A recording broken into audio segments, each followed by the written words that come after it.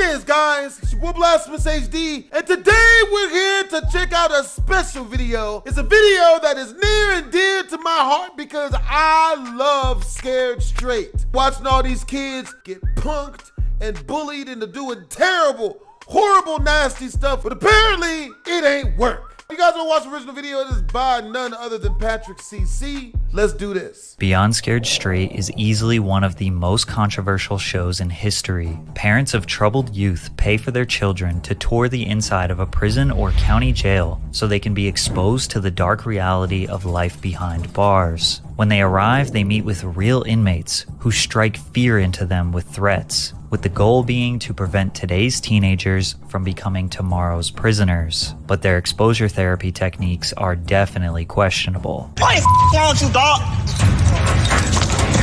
Chill out.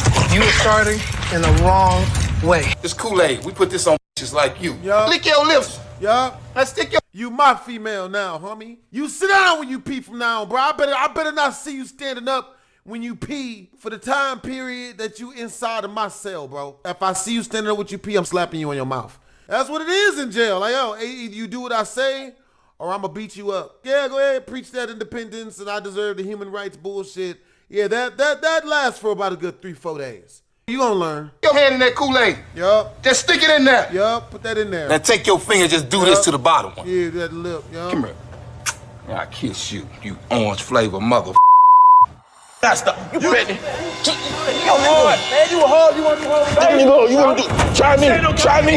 Yeah, try me. I want you to try me. I want you to try me. Try. Now, there's no doubt that the show is entertaining and has given us some pretty hilarious moments over the years. However, our entertainment is at the expense of children's. These little assholes, these little jackalopes, they need this. Bro, because I tell you, being nice to shitty people, it don't work. You gotta out-shitty the shitty people. That's how I learned. Suffering. And the craziest part is, it has been proven on multiple occasions that Scared Straight doesn't work. In fact, it might actually increase their chances of becoming lifelong criminals.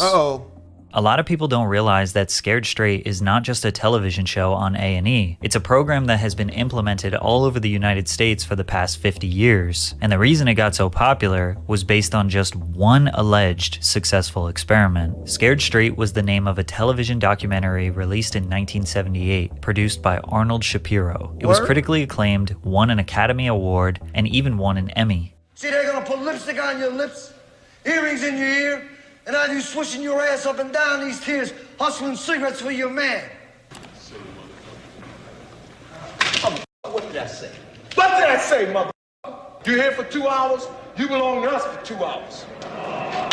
The film documented youth offenders who visited Rahway State Prison in New Jersey. They met with inmates with the goal of being so scared of going to prison that they went on to live a straight or crime-free life. The documentary claimed that 80 to 90% of the 8,000 children who visited Rahway's program would go on to remain law-abiding citizens afterwards. The popularity and surprisingly positive results led to more than 30 states rapidly implementing the program. No further questions were asked. Jails and prisons all over the country saw one documentary and thought they had a solution to all of their youth offender problems. The program's validity was immediately questioned by juvenile delinquency professionals, but that didn't stop it from becoming popular. The original documentary was followed by Scared Straight, Another Story in 1980, also produced by Arnold Shapiro. This one was just a dramatic film. The subjects were actors who did scripted reenactments of their petty crimes, which led them to entering the Scared Straight program, being screamed at, and then feeling reformed after a couple overnights in the prison.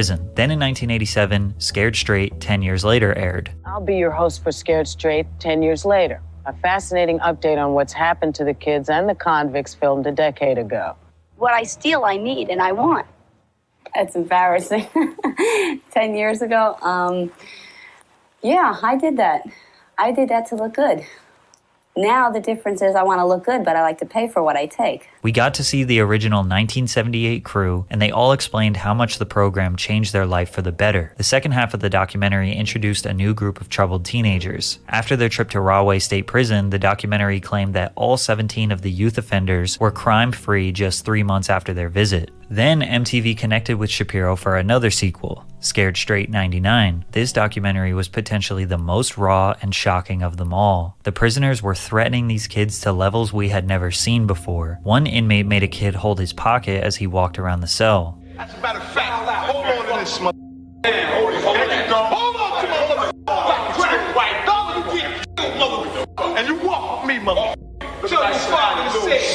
This was highly regarded as one of the best out of the series, and people still genuinely believe this was an effective. You my female now. Yeah, see, that change up somebody's whole thing. We dudes, we talk all that shit, but when we put in some place where we have to be somebody's female, I'll just not do crime. Because if you go to jail, either you have to be able to beat up at least 60 to 70% of the people in there, or you gonna become somebody's female. What's even worse is, most of the time, being able to fight good ain't even good enough. Form of therapy for youth offenders, which makes sense when you consider the societal standard during this time period. Mental health issues that are widely known today had not been vigorously studied. Mental health as a whole wasn't taken as seriously as it is now. Plus, it was a lot more common for parents to use tough love and physical punishment to discipline their children. These programs were seen as an extremely cheap and convenient solution to a very complex problem that is juvenile delinquency. But where Scared Straight received renowned media attention was when they released their 20 years later special. They claimed that of the 17 original 1978 children, only one of them became a career criminal. The 95% success rate shocked news publications. Scared Straight was a miracle solution. They used 17 people's stories for 20 years to justify this entire program around the United States. But the popular A&E series you all know and love didn't come until 2011 and was produced by the same man,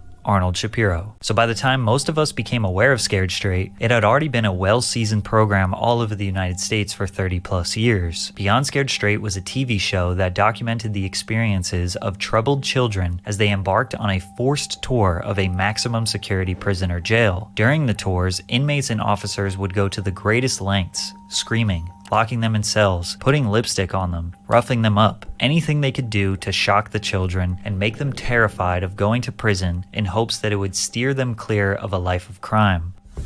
What's up? You like to fight, homie? That's what you like to do, huh? You little bitch. You's a bitch, homie. You's a Pop-Tart. I see right through you, homie. You better not stop. You better. You hard, man. You hard. You want to do hard? There you go. You want to do? Try me. You smirk at me. He says he don't know. You can't speak up, can you? Are you smirking Why can't you at speak me? up? Fact, bitch, you hold this.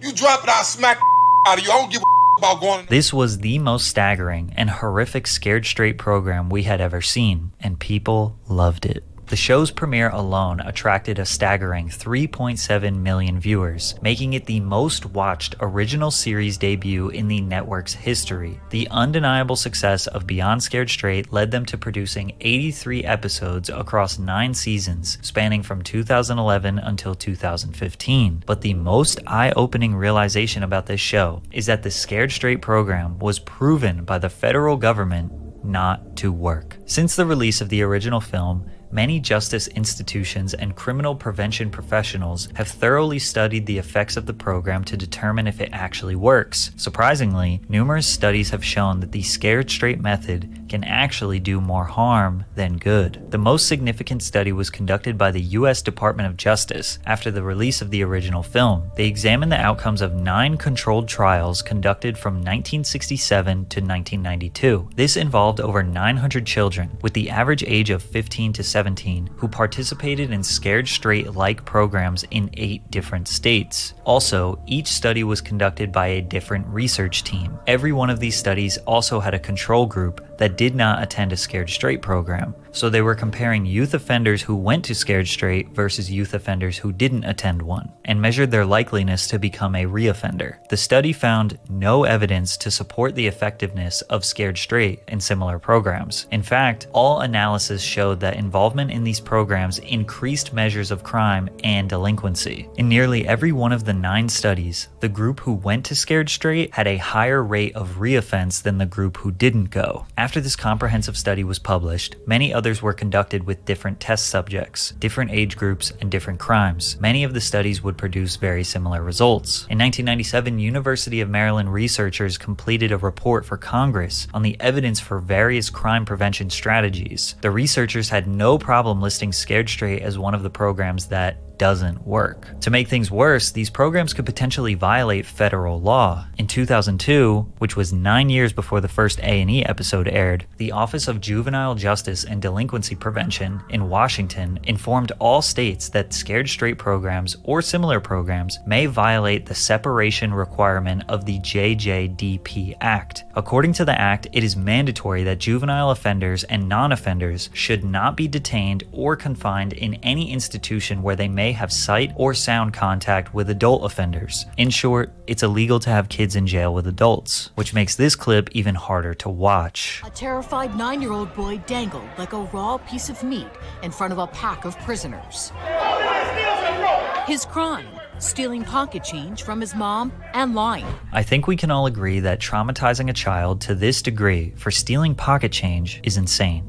No, hey, Betty won't steal pocket change again. That works kinda a little bit. You keep stealing, and I'm gonna feed you to all those thirsty, horny dudes that like other thirsty, horny dudes. Whole pack of them. Anally ravenous. Then filming it, editing it, and putting it out into the world is next level. One time they even showed these children a body and described to them what their parents would experience if they go to jail and die while on the inside. These programs typically break these children down. They start crying, are mortified, and just want to go home. The sad part is, their home life is probably rough as well. On the surface, the concept behind these Scared Straight programs makes sense. Troubled kids are so afraid of prison that they change their ways to avoid such a dark future. However, there are multiple examples that say otherwise. Toby Keith Johnson was first featured on the show on season 3, episode 13. He was quiet and didn't show any emotion. The guards tried to break him down and make him feel bad about his choices, but he didn't budge. At the end, when the parents reunite with the children, Toby's mother didn't show up. 8 months later, Toby was featured on the show again. This time, he was an inmate. He was incarcerated for allegations of assaulting his mom. He got out 2 years later on parole, but sadly, continued a life of crime. He was arrested multiple times on meth and gun charges, but the most recent one was the worst of them all.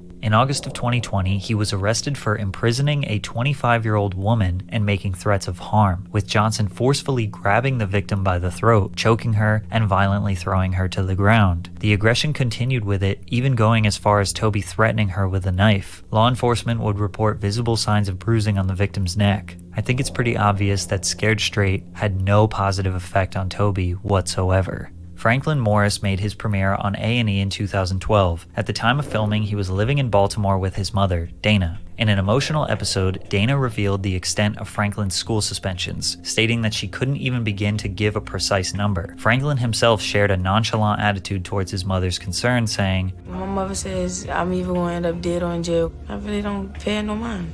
At the young age of 14, Franklin participated in the program, already having convictions for gambling and vandalism. One of the incidents that landed Franklin a spot on the show saw Franklin and his friends wreak havoc in a store, knocking items off the shelves and vandalizing a local shop. Years after his time on the show, Franklin Morris became one of 3 teenagers who met a grim fate near a playground in North Baltimore. Alongside a 19-year-old and a 17-year-old, Franklin was found shot in the head and pronounced dead at the scene. I thought about going to the jail was what did he do? A big deal. The reset program, it didn't change me. It really don't feel no different. Since the majority of the show's participants were children at the time, it's hard to find the long-term results of their lives. However, based on what I found, it seems like a lot of them went on to live regular lives. If you search what happened to so-and-so from Beyond Scared Straight, most of what you find is clickbait leading you to an Instagram page of someone who we can't confirm was actually on the show. So if the program has been proven to be ineffective through various extensive studies across the past 30 years, why did they do a show about it? Well, that's because the guy who has built his entire career from this program, Arnold Shapiro, is fully convinced that this program is a good thing. Shapiro says that all the extensive studies are totally irrelevant because they were done from 1967 to 1999. He also said that only the academic community believes proper counseling for youth offenders works. If society had the money or resources to do that, that would be great if every kid could have years of counseling, but it's not realistic. It would be interesting if A&E used the millions of profits from the show to get these youth offenders counseling, since society doesn't have the money, right? Shapiro shrugs off the criticism of Scared Straight. There's every variation. It works for some, it doesn't work for some, but you can say that about any program that exists. Shapiro thinks that as long as it works for some, then it justifies the program. And since the program exists, he is happy profiting off of it. He has openly admitted that the children they decide to be on the show are not the ones that they think will change, but rather the ones with the best personality. It really is based on their personalities and what happens with them. We didn't have any belief that Brandon T from Michigan, who stood up to the officers and just kind of had a meltdown, would ever change. Even when the tour was over, he got thrown out, but we still picked him because it was so explosive, and we never saw anything like that before or since. Although other kids have stood up to officers, it's amazing. When I went through high school or even college, you never thought you would disrespect a teacher or an authority figure, especially somebody in law enforcement, but these kids have no fear. It's crucial to question whether the pursuit of profits overshadows moral principles, as corporate interests often prioritize ratings and financial gain over the well-being of humans. But it makes it even worse when you consider that the people they are affecting are not consenting adults. These are children, and it's being broadcasted to millions of people to watch them suffer. They are being told that this is genuine rehabilitation, and they don't really have a choice to participate. Occasionally, they rebel so much that they get kicked out of the jail, but most of the time, they are trapped with no escape. The truth is, everyone wants a quick and cheap solution to an extremely complicated and layered social problem that is juvenile delinquency. But hey, as long as it works sometimes. Moral of the story, beat your children. Just don't do it in front of other people because they'll call the police sometimes. Hope you guys enjoyed the video. If you did, make sure to comment, like, and or subscribe. It's your boy Blasphemous HD Twisms.